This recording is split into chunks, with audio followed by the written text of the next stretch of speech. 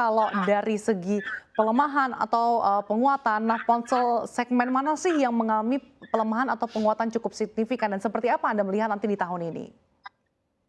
Ya, kalau kita lihat tahun ini tentunya, apa namanya, potensinya cukup besar gitu ya, syaratnya adalah bagaimana, kita bisa menjaga inflasi ya, karena, sebagian besar masyarakat Indonesia khususnya yang menengah ke bawah ini kan kalau, sebagian besar pendapatannya sudah dihabiskan untuk kebutuhan utama, maka spending untuk yang lain-lain ini menjadi berkurang. Nah, jadi kalau misalnya inflasi bisa terjaga katakanlah di sisi, kebutuhan, bahan pokok ya, bahan makanan, pangan, kemudian juga energi ini bisa terjaga, maka harapannya ada spending yang berlebih untuk, dibelanjakan, ke produk-produk yang, katakanlah seperti smartphone atau elektronik seperti itu. Jadi, syarat utamanya tentu faktor ekonominya harus dijaga dulu, kemudian dari sisi produsen tentunya, banyak mengeluarkan, inovasi-inovasi terbaru yang, memang saat ini menjadi ekspektasi masyarakat atau pengguna, smartphone.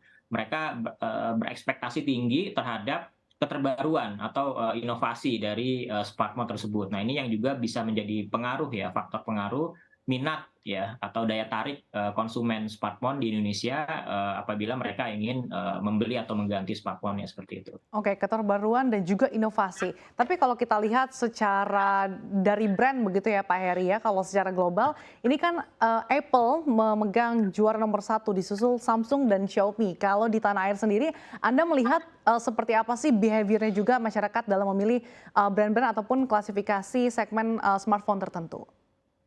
Ya, di Indonesia ini, semua katakanlah semua, branding, handphone atau smartphone ini memiliki, segmennya masing-masing. Mulai dari, tadi disebutkan iPhone, kemudian, yang lainnya ya, Android dan, produk-produk dengan kisaran harga tertentu, ini memiliki, pangsa pasarnya masing-masing. Katakanlah yang harga, 1 sampai 3 juta, kemudian 3 sampai 5 juta, kemudian 5 sampai, 7 juta, bahkan, lebih, ini memiliki, segmentasinya masing-masing. Artinya, setiap produsen ini sebenarnya, tidak perlu khawatir ya, karena di Indonesia, segmentasi marketnya ini cukup beragam, sangat beragam, seperti itu. Nah, yang perlu dijaga tadi pertama dari faktor ekonomi, kemudian adalah bagaimana setiap, klasifikasi dari smartphone tersebut, sesuai dengan segmentasi, masyarakat, mereka Mhm. bisa katakanlah mewujudkan ekspektasi dari pengguna, smartphone tersebut. Karena kalau kita lihat kan, pengguna internet di Indonesia ini kan terus meningkat. Nah, Iya. salah satunya mereka menggunakan internet dari smartphone. Nah, jadi sangat potensial ya, saya rasa berbagai, merek-merek, atau brand-brand dunia itu, masuk ke Indonesia, seperti itu. Tapi kalau dari segi produsen terkait dengan kelangkaan chip, apakah ini masih menjadi kendala bagi mereka Pak Heri? Ya tentunya faktor itu jadi salah satu kendala ya, tapi saya rasa hal itu sudah diperhitungkan dalam hal, komponen biaya ya, cost dan, harga jualnya, seperti Mhm. itu. Nah, ketika produsen, dengan terpaksa katakanlah menaikkan harga atau menurunkan speknya seperti itu, atau melakukan, katakanlah, di beberapa fitur speknya dinaikkan, tetapi di beberapa fitur lainnya speknya sepertinya tetap, seperti itu. Nah, ini yang juga menjadi pertimbangan, konsumen. Karena konsumen kita ini sudah semakin katakanlah semakin, pintar dalam memilih handphone pintar. Ini yang juga perlu menjadi pertimbangan ya, bagi produsen, menjual handphone atau, memasarkan smartphone di Indonesia ini, sangat penting untuk memperhatikan, perilaku masyarakat di Mmm. setiap segmennya, di setiap kelasnya. Ini yang, penting ya.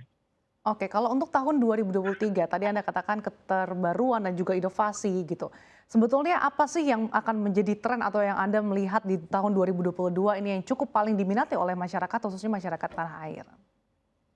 Ya, kalau kita lihat, smartphone saat ini kan banyak digunakan masyarakat untuk, berbagai macam, aktivitas, ekonomi, sosial, ya ini yang, menjadi kebutuhan lah saat ini. Jadi setidaknya, bisa memenuhi kebutuhan masyarakat lah, kebutuhan-kebutuhan yang saat ini sedang menjadi tren, ya, mulai dari pola konsumsi, kemudian juga bisa berbisnis lewat, smartphone dan seterusnya. Jadi, apa namanya tadi perlu ada keterbaruan, perlu ada inovasi. Apalagi kalau kebanyakan, konsumen, smartphone di Indonesia ini menyukai katakanlah, fitur kamera yang semakin canggih. Nah, ini juga menjadi daya tarik tersendiri ternyata, bagi masyarakat kita. Nah, ini juga perlu menjadi pertimbangan juga ya, bagaimana, memproduksi smartphone dengan kamera canggih, tapi harganya bisa dijangkau oleh masyarakat segmen yang katakanlah, kelas menengah bawah. Ini juga tentunya bisa menjadi daya tarik tersendiri gitu. Jadi memang, ke depan ya perlu ada, katakanlah strategi-strategi ya, yang khusus bagaimana melakukan pendekatan terhadap, masyarakat atau konsumen smartphone di setiap lapisan tersebut. Sehingga, penjualannya atau pangsa, penjualan ke depan ini, terus meningkat seperti itu. Ini yang diharapkan seperti itu.